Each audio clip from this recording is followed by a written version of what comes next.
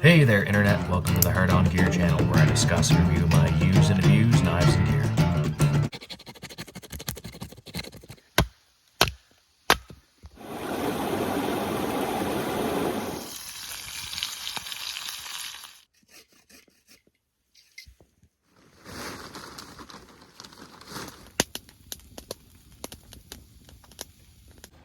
Welcome to the very first multi-part series from the Hard On Gear channel. This will be a 3-part series, 14 nights alone in the Canadian wilderness. It certainly did not look like this when I showed up 10 days ago.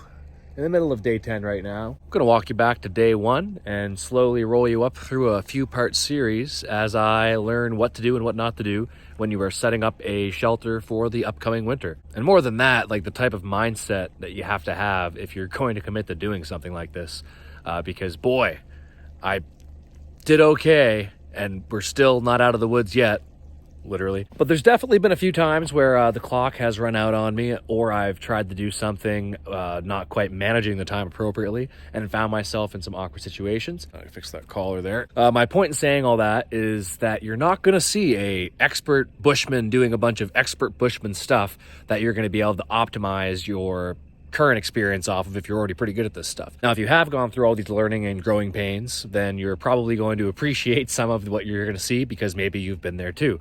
I have got a lot of learning left to do before I can give how-to videos and optimization in the woods and thriving in the woods and this kind of thing. With work, I've done a lot of camping in the summer, normally with a tent and all that. As far as this slightly more cowboyish type of thing, we're still getting there. If you're looking to get into this stuff, I'm going to give you as authentic and honest of a viewpoint of all this as I can without trying to fluff it up, make myself look too good. So you should be able to learn a few things, again, mostly what not to do, and a few things of what to do. There are some things that I've managed to pull together where it's like, hey, now I know for next time this is going to be a higher priority once I get out in the woods. Not waiting 7 days to set up your winter stuff because you think the snow's never going to happen. Because it's October 27th today.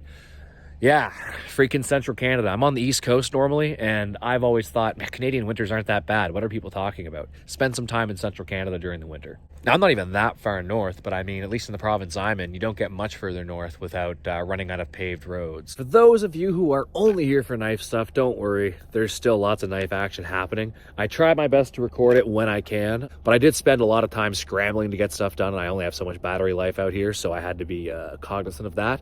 But I did my best, and knife people, you should still get a little bit of a kick out of this. And if you don't think you will, maybe just give it a try, and maybe this will spark an interest in you like it did to me watching a lot of folks do this as I started getting into making this YouTube channel. Because I never would have gotten into this, I don't think, if it hadn't been for the knife community being what it is. Right on. So this is 14 nights alone in the Canadian wilderness, part 1. So the first night, I set up a very quick little lean-to-ish style shelter with my AquaQuest tarp. Didn't have a lot of time to set up. I left work that day, had to drive a few hours, and this is kind of what I got put together. I pinched the back off with carabiners, and yeah, it worked for the night, but I reassembled it the next evening to something with a little more space. This is what home looked like for the next week. I just tied one end of the tarp down, and the top end that was open, I used the green tarp as a door essentially, and that worked pretty well. I would tie the tarp off to my chair and use that as kind of the centerpiece. I can't stress how much I love the ESEE Junglas. A lot of people would prefer to use a hatchet. There are some people who hate seeing knives used to baton, but ESEE makes their knives very much with the intent that you're going to beat the crap out of them. While I did have my tags and the required equipment to take care of animals if I were to come across some game, I primarily was not focused on hunting, more just my bushcraft. So I brought a bunch of food left over from where I was living. I pre-made a couple of meaty wraps and threw those over the fire just for the first couple of nights, just for the sake of time and efficiency, so I could kind of get myself sorted out without having to spend a bunch of time cooking or hunting. Okay, super quick tour of the inside. Of course, I could have this more organized to make it look neat and pretty for you for this video, but that wouldn't be real. This is kind of what I call a practical layout. Things are where I need them to be if I need to grab them quickly. I can kind of see all the important stuff that I might go through throughout the run of a day or two. Keep in mind that I am going to be here for 2 weeks, and I had 2 backpacks that I brought in 2 trips, which has got all this questionably excessive amount of kit that you're seeing out in front of you, but I'm working out the kinks as to what's necessary and not necessary, and this is also just kind of like a little vacation for me, so I kind of wanted to be comfortable for this.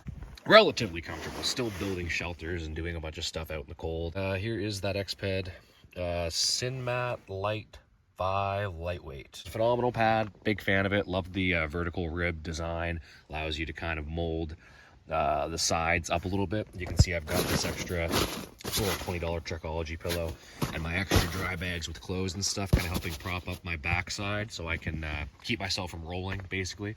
If you do any amount of lifting, you'll know that like your head has to stay propped up well when you sleep, or you'll wake up and your shoulders will be all jacked up. It's pros and cons to gym time, but regular pillowcase, one of those $20 Trekology pillows, and then one of the large size Thermarest pillows. These pack down pretty well. They fold up and compress a decent amount and cinch up to throw in your backpack and whatnot. Sleeping for me is such a huge thing out here. If I'm not sleeping well and I wake up crippled, I might as well just not come out, because it's ends up setting me back for a couple of weeks in the real world, or I guess the non-real world, depending on what side of the matrix you want to live in. I've got this open right now because I was venting it so it can get some of the heat and moisture from last night out. But this is just a felt liner with a Ridgeway Kelty sleeping bag, rated for -4. I've got another thin sleeping bag liner as well, so with all 3 layers, if I had to use them, I'm good till like -10, -15 without putting socks on, or even a shirt or pants. Once it starts getting colder, like when I went out to this March, I'll make sure to keep on a lot of my warm layers, and hopefully be in a warmer shelter with a bit of a fire going. A couple of books. I brought a tin whistle that I'm trying to learn how to play. I can play a few instruments okay, but that's just another one to kind of add to the repertoire. Bushcraft from Morris Kachansky book. I'm probably saying that terribly. That I first heard of listening to Kevin Estella, and there's his little quick field guide. So just spending some time in my downtime during the rainy days to brush up on some of this stuff and learn some new tricks, and have some ideas fresh in my mind for when I start building this shelter in the next couple days. Aside from that, yeah, just a bunch of random stuff there. A little day bag with a bunch of med and stuff. If I'm going to travel back to my car, sometimes I just need to bring that with me. Rain jacket, Tilly hat, lamp, some knife and gun maintenance stuff, tough cloth, oil, sharpener, pots, Black Diamond Revolt headlamp, which I just got here this last year. I've got a backup cheap Energizer one in my small bag. Clothes, backpack, Marlin 3030, and just a stock Ruger 1022 takedown, small game, big game. And if there are any Nancy's out there, I do have my firearms cards and my game tags, and we're in season and all that good stuff, so no worries there. Big ass first aid kit with a bunch of stuff, including a bunch of NSAIDs, aspirin, ibuprofen, that kind of stuff. Jet boil, got it in here just in case it does rain. I've got some ventilation. Be careful using this stuff inside so you don't carbon monoxide yourself into an early sleep. But yeah, I've got a couple of vents out that way. I've got my Trekology little folding chair. Laugh if you will, but I need my back in order to do this stuff. So yeah, with the absence of a chainsaw to build some furniture, that is kind of the best solution right now for me to keep physically able, I guess, not fit, but able while I'm doing this stuff. Also makes for a nice door. So I've got this extra tarp on top of my AquaQuest one as a rain, I guess like a rain fly, that's the word I'm looking for. And then it just folds down into these doors, which a couple of carabiners to kind of help cinch them up, a couple of ropes through the eyelets in a couple of places. It's a bit of a weird, impractical setup, but I'm just kind of making do with this to have a nice little spot to chill for the next 14 days. A bit of dry firewood in here just in case it did rain a bunch on my other stuff so I can get something started. Spare water, boots, there's my pants, some hand tools and stuff in here, tripod. And there's my belt. By the way, I don't care on your political beliefs. Do whatever you want. Don't be a libtard. Don't be a conservatard. Don't be a fucking idiot. That's that belt, which I'll do a whole video on sometime. But we got the ESEE JUNGLAS. We got the Glock field knife on the other side. Why? Just because I could. It didn't bother me to put it there. First aid kit, tourniquet, some extra drop pouches for carrying shit. Yeah, awesome. Oh, that jug. I won't show you what's in the bottom of that jug if you didn't notice already. But that is, yeah. Bathroom stuff doesn't get talked about a lot in this stuff. Who the hell leaves their tent to go take a piss at night? It's all about the piss jugs, gentlemen. All about the piss jugs. And ladies. But, you know, I'm not going to tell you how to go about that business. You got to figure that one out. Speaking of nature stuff, my least favorite part about camping is I am a morning pooper. And that is not the thing you want to do when it's cold and you're in a nice cozy tent or shelter. You are exposed and it bites right through you. Not too bad now. It's like maybe 5-10 degrees. I'm sure we'll end up getting some good winter experiences though in the next month or two when it gets to be minus whatever, and eventually minus 20, minus 30 in January. But last thing in my circle, I guess, we got my clothesline there just for a few things to be able to be drying or hanging inside, not in the rain. Oh, I should show you my support poles as well if you didn't notice them. I've just got a few sticks cut. Stakes on one side and flat on the other side with normally some kind of a buffer. That's the outside of a gum package. That one there was pretty flat and I didn't have to put a ton of pressure on it, so I didn't put any buffer there. But this one's got like, I think like an old rag or something under it. So yeah, just try not to puncture your tarp, especially when it's a nice, fancy, expensive one like this.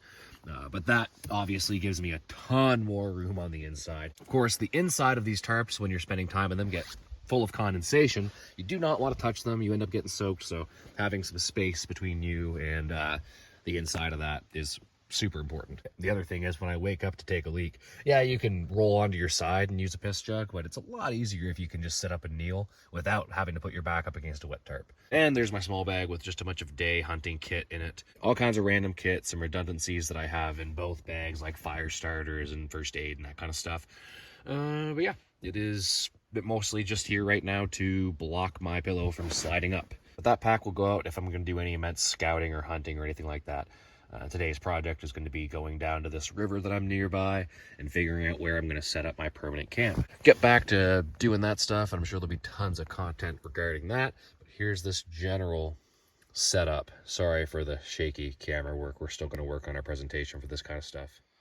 So the second tarp makes it look like a bit of a dumpster fire, but I took quite a bit of care setting this up, knowing I was going to get a decent amount of rain last night. Didn't get wet, so I'll take that as a strong positive that things were set up the way they were supposed to be. This tarp is just kind of overlapped and with the strings tying off to these trees. I had to kind of do a little modified overlaying. Left a little bit of a vent there, kind of worked out well. This little spot was the tricky part. I just kind of like made a little bit of a dip and a bit of a funnel for the rain to go off. And I made damn sure that this would somehow trail rain through this little vent, which allows some ventilation, get some of the condensating air out of there so I'm not as wet and sticky. Same with on this side. I'm sure you've seen on the other video, but there was a couple little gaps in the top, and then I just closed this off and put the chair in the middle as a door. And that's what it looks like. Quite a bit of space. It's actually huge from this angle.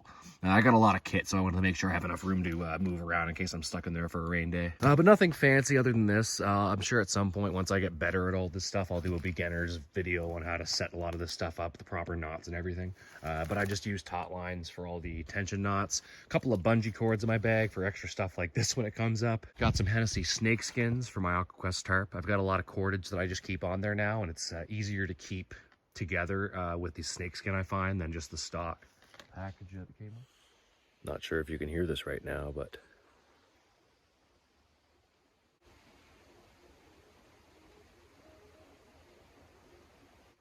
there's some faint country music in the background, which not a fan, metalhead, but yeah, somebody else is out here, I think on the lake that I'm next to, doing a little bit of fishing or something.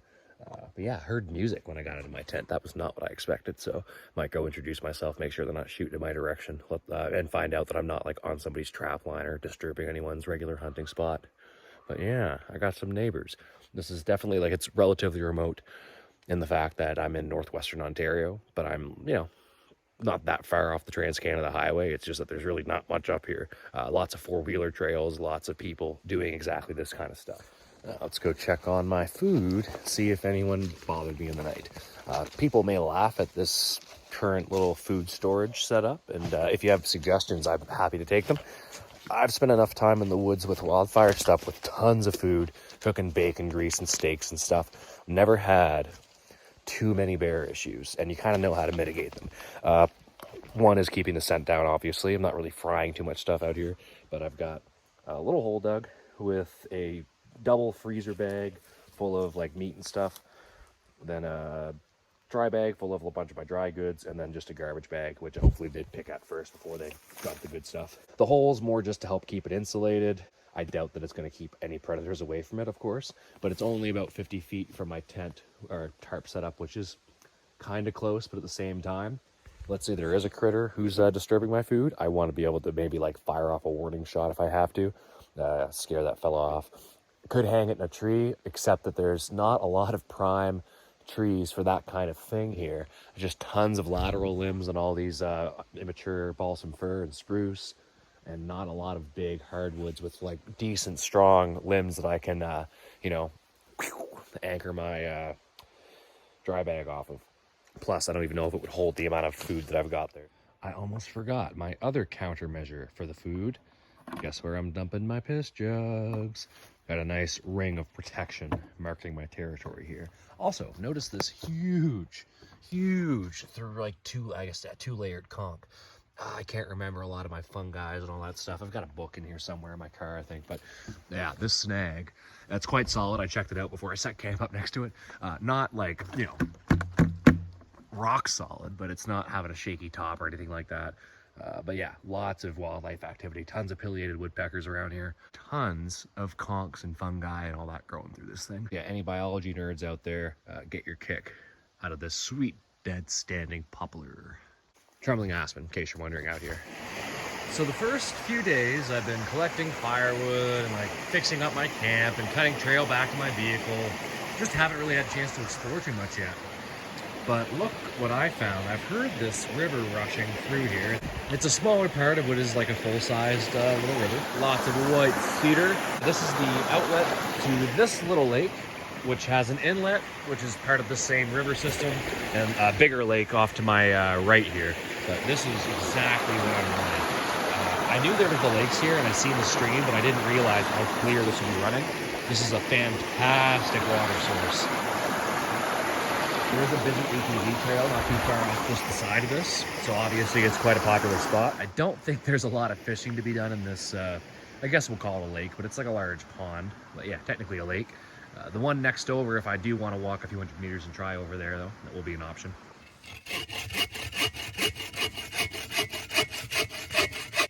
So I've used a bunch of cheap folding saws, and then I've got a silky pocket bow I've used for a few years now. And I've got to say, this Agawa Boreal is kicking the crap out of my pocket boy. I still haven't tried the larger silkies. I'm sure they're great, but I'm just using the standard blade, not even the aggressive one. And this thing is just awesome. Zinged my fingers off a log a couple of times pushing through that last cut, but that's my own dumb fault.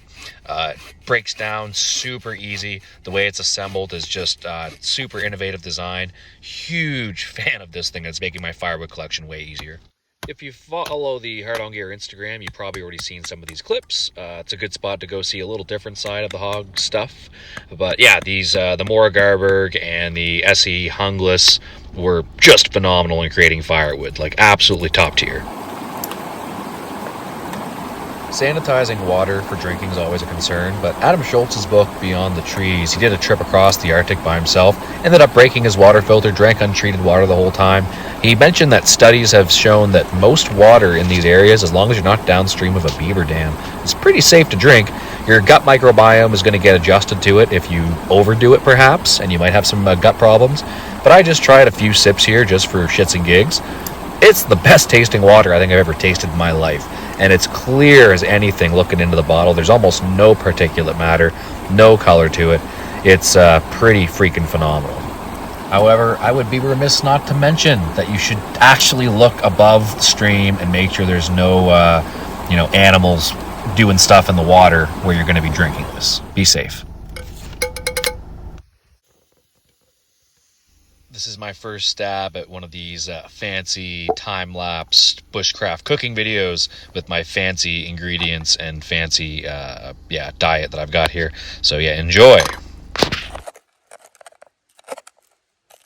Oh, and I haven't mentioned till now, but I've been slowly bringing stones up from the river and from where I dug my hole for my fireplace. It's holding the heat way better. By the way, I brought my Fiskars X7 hatchet, mostly for a hammer, but to try for firewood. I'm just loving the Junglas too much. I used the axe a couple times, and I was like, screw it. So by day 4, a lot of the food was still frozen in the hole in the ground. I had a couple ice packs in there, slowly working my way through it. I didn't get a lot done today on day 4. I ended up talking to my dad for about 2 hours. My dad and my stepmother, I hadn't talked to them for a while. Made a few phone calls, took care of some admin, and yeah, it was a pretty chill day. Day 6 was also not a very productive day. Those 2 days, day 5 and 6, I got too comfortable, and I'm going to pay for that very, very soon. But I did make some phone calls, and then I went to town to charge my power banks. The temperature did start to drop in this couple of days, and I definitely am going to start feeling the pressure. You're going to get to see that in part 2 and part 3, and I will tell you, it did not go smooth, and this was definitely the smoothest of the whole trip, these first 5 days. Like this video if you enjoyed it, and subscribe and turn the notification bell on for the Hog channel if you want to see these next videos when they come out. They're going to be interesting, and hopefully we all learn something from them. Go feel free to check out my Bushcraft camping playlist if you want to see the other videos I've done kind of like this. We'll see you on the next one. Thanks so much for watching this. This is the Hard On Gear channel signing off.